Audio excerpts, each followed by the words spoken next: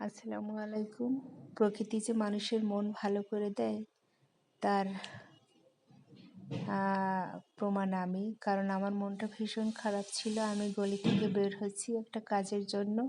আমি আর বাবলু হঠাৎ করে চোখ পড়ল এই ডুমুর গাছের দিকে। তাও পড়তো না। এক ভিক্ষুক বলতেছিল, আমাদের কাছে টাকা চেয়েছিল। আমার বাবলু বলল, টাকা দিয়ে কী করবেন? বলে ভাত খাবো। বলে ভাতের দাম কত? বলে 50, 60, 70।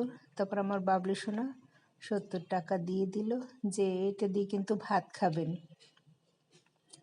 তারপর আমার হঠাৎ করে যখন এই ডুমুর গাছের দিকে চোখ পড়লো, আমার মনটা ভীষণ ভালো হয়ে গেল। আমি আমার বাবলু সোনাকে বললাম, বাবলু সোনা তুমি একটু দাঁড়াও, আমি একটু ভিডিও করে নেই, আপনাদের সাথে শেয়ার করব বলে। আমার বাবলু সোনারও শরীরটা ভালো ছিল না, অনেক কষ্টে সে আমার রিকোয়েস্ট রেখেছে, যার ফলে আমি ভিডিওটা নিতে পেরেছি। আমার কাছে ভীষণ ভালো লেগেছে।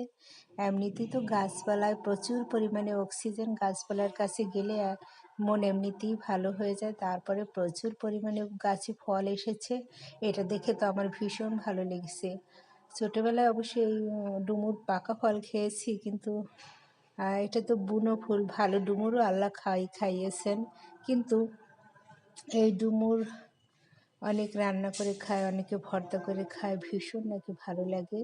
আর আমরা ছোটোবেলায় আমি অবশ্য খেয়েছিলাম লুকিয়ে লুকিয়ে, বাবা মা নিষেধ করা সত্ত্বেও, কারণ আমার কাছে যে কোনো ফল ছোটোবেলায় ভালো লাগতো, কিন্তু এখন বড়োবেলায় আমার কোনো ফল খেতে ভালো লাগে না। দেখুন, প্রত্যেকটা শিরা উপশিরায় মনে হচ্ছে যে ডুমুর হয়েছে, একদম গাছ ভর্তি ডুমুর।